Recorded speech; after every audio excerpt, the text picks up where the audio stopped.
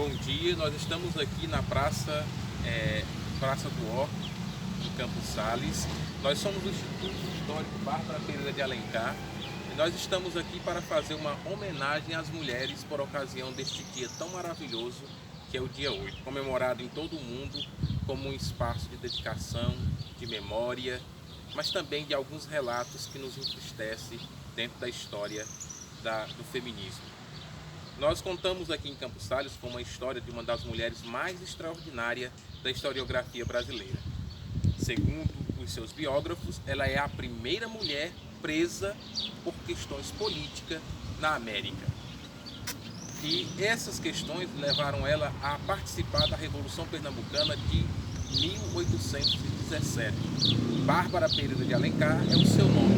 Nasceu na fazenda Caiçara, no município de Exu, Pernambuco, mas teve toda a sua vida e atuação política na província do Crato. Também Bárbara, já no final da sua vida, veio viver aqui em Campos Sales, onde repousa hoje os seus restos mortais, no distrito de Itaguá. Nós vamos conversar aqui com o nosso amigo Luiz, ele que é estudioso, entusiasta da ideia que não morreu e também membro fundador do Instituto Histórico, Cultural e Ecológico Bárbara Pereira de Alencar. Vamos ouvir o que ele tem para nos dizer para esse dia tão maravilhoso que é o dia 8 de março, comemora-se o Dia Internacional da Mulher. Bom dia a todos os internautas que nos escutam, nos veem. O dia 8 de março, mundialmente, é feita uma homenagem às mulheres, por questões, inclusive, um pouco óbvias.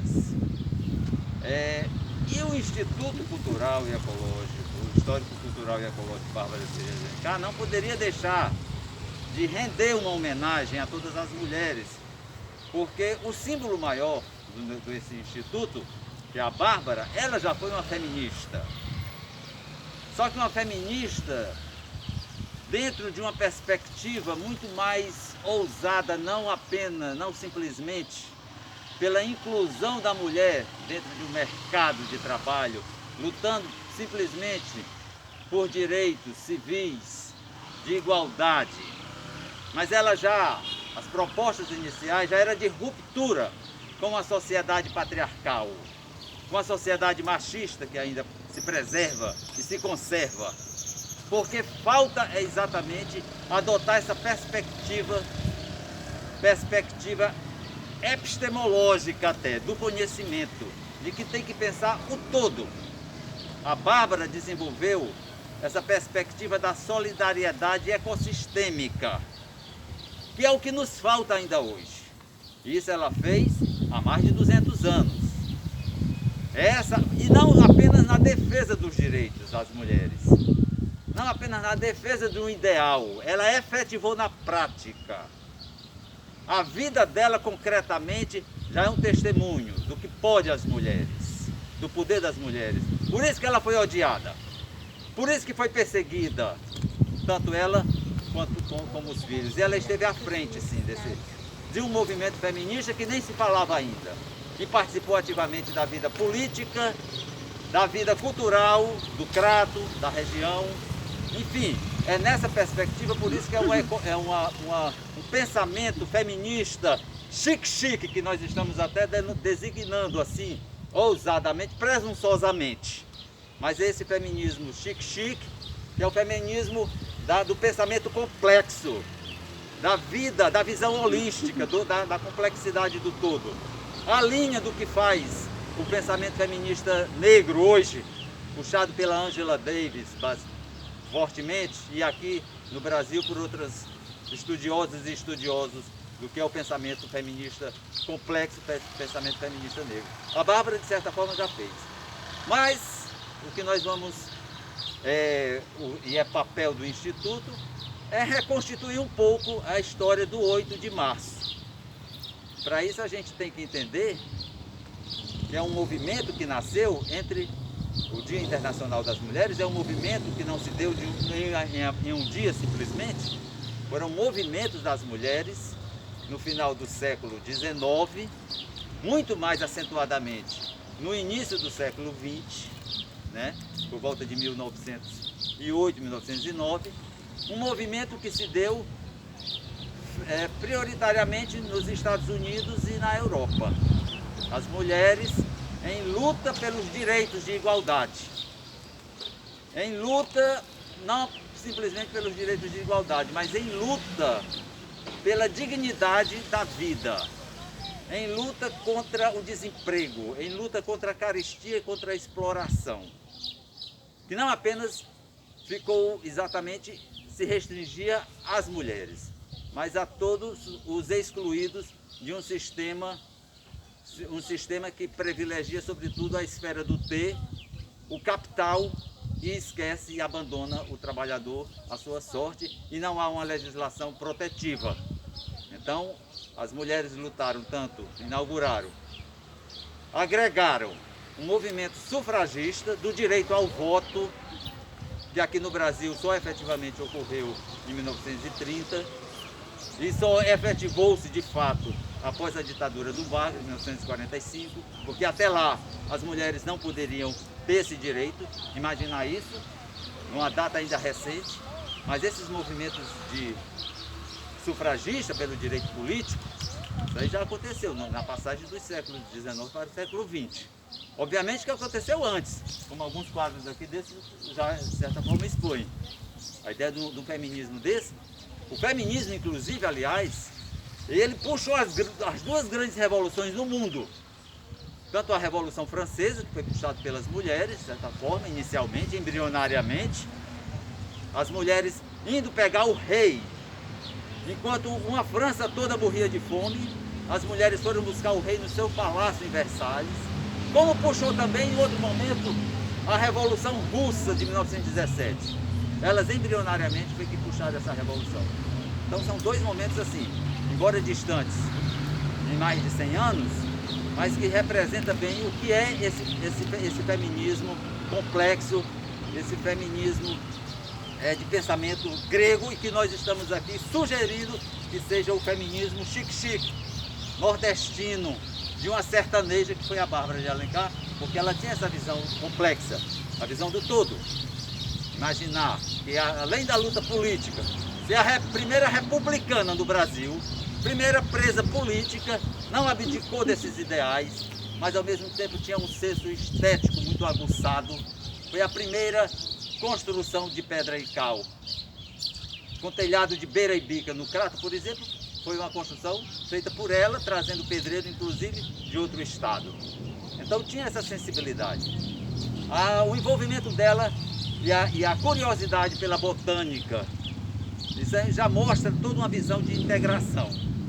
Bom, mas o 8 de março, na realidade, afora muitos comentários que se façam, na realidade ele se deu, foi uma construção das mulheres, e basicamente das mulheres no início do século XX, iniciando em 1909, nos Estados Unidos, com uma primeira conferência, que surgiu a ideia de um Dia Mundial das Mulheres. As mulheres, inclusive, fazendo greves e lutando por esses direitos. No ano seguinte, 1910, houve em Copenhague a primeira conferência da Internacional Socialista. As mulheres puxaram esse movimento, e onde foi sugerido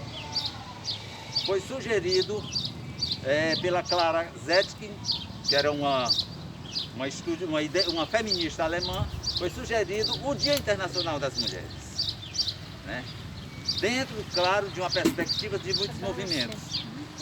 A partir daí é que essa data foi sendo construída, 8 de março. Na realidade, essa data só foi consagrada em 1975, com a ONU, que a ONU adotou o 8 de março como o Dia Internacional das Mulheres. Porque foi a década de 70, a ONU designou como ou melhor, o ano de 1975 como o Ano Internacional das Mulheres, e 8 de março como o Dia Internacional das Mulheres, como reconhecimento de todas as lutas pregressas das mulheres. Então, o 8 de março, ele, na realidade, foi se constituindo principalmente no bloco soviético, e sendo sempre feito por homenagem e reconhecimento sendo por reconhecimento a 1917, foi quando as mulheres russas fizeram uma grande manifestação exigindo condições dignas de vida, contra a carestia, contra o desemprego, movimento ao qual os homens, os operários, se juntaram, já prenunciando uma revolução que viria depois, que é a Revolução de 1917, que de certa forma abriu o mundo na perspectiva de uma outra modelo socioeconômico e cultural. Então, a data mesmo, a homenagem, ela veio se dando por esse tempo. No Ocidente, inicialmente foi cultivado essa data, mas depois caiu completamente no esquecimento. O bloco soviético ainda permaneceu, como inclusive política do Partido Comunista. Mas no Ocidente, no mundo ocidental, europeu, caiu no esquecimento. Apenas no movimento feminista dos anos 60 é que essa ideia novamente retoma fortemente no Ocidente. Então, o movimento feminista que veio em 1960, ele veio nessa perspectiva de resgatar a ideia de um Dia Internacional das Mulheres. Na década de 70 é que a ONU entra e concebe o ano de 1975 como o Ano Internacional das Mulheres e o dia 8 de março em reconhecimento a todas as lutas pregressas, porque o 8 de março foi o mais simbólico, permanece o 8 de março como o Dia Internacional das Mulheres até hoje. Há comentários de que aconteceu esse dia por provocação de incêndios em fábricas. Não realmente aconteceu, mas apenas nos Estados Unidos, em 1920, que foi onde morreram 146 trabalhadoras e trabalhadores em uma fábrica de tecidos. E não foi em 8 de março, foi em 25 de março. 8 de março, a essa época, era um domingo, e no domingo não se deflagra greve. Então, na realidade, essas definições de datas não importa muito. O que importa, sim, é o movimento. O que importa, sim, é a ideia. Mas, só para registro histórico, a gente tem que ser fiéis a essas datas também. Então, na realidade, claro que no imaginário coletivo, uma fábrica de tecidos morrerem carbonizadas e pulando do edifício, morrerem 146 pessoas, foi um fato que entrou no imaginário coletivo e feminista muito fortemente. Mas isso só não garantiu o dia 8, ou o Dia Internacional das Mulheres. Claro que serviu de combustível para alimentar a ideia de um movimento feminista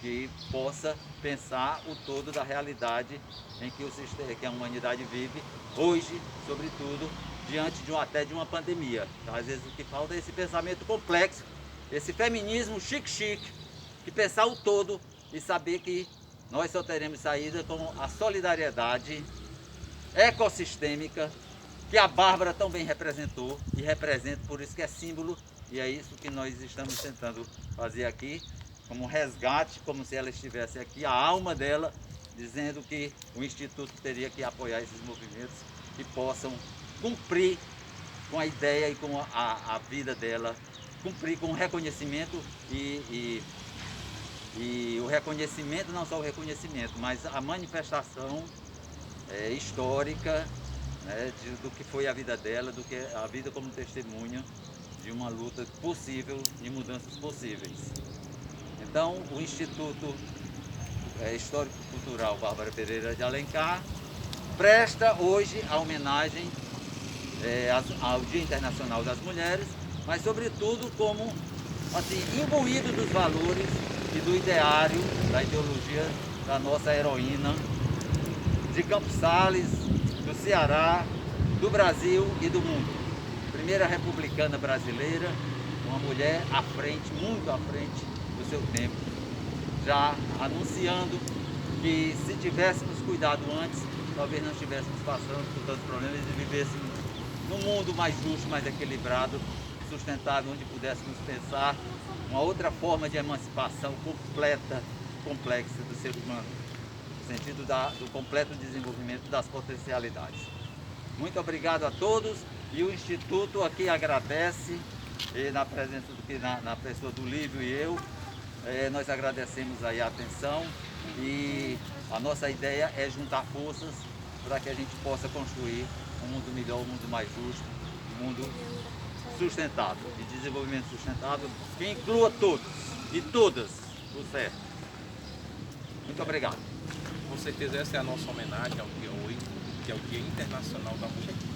Também já memorando essa figura extraordinária que é a Bárbara, nós pretendemos sim continuar com uma agenda de luta e de firmação daquilo que representa a Bárbara, a ideia que não morreu.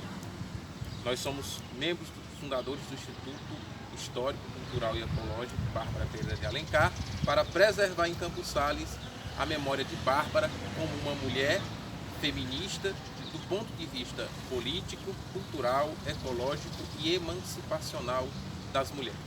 Nosso muito obrigado pela sua atenção e até a nossa próxima oportunidade.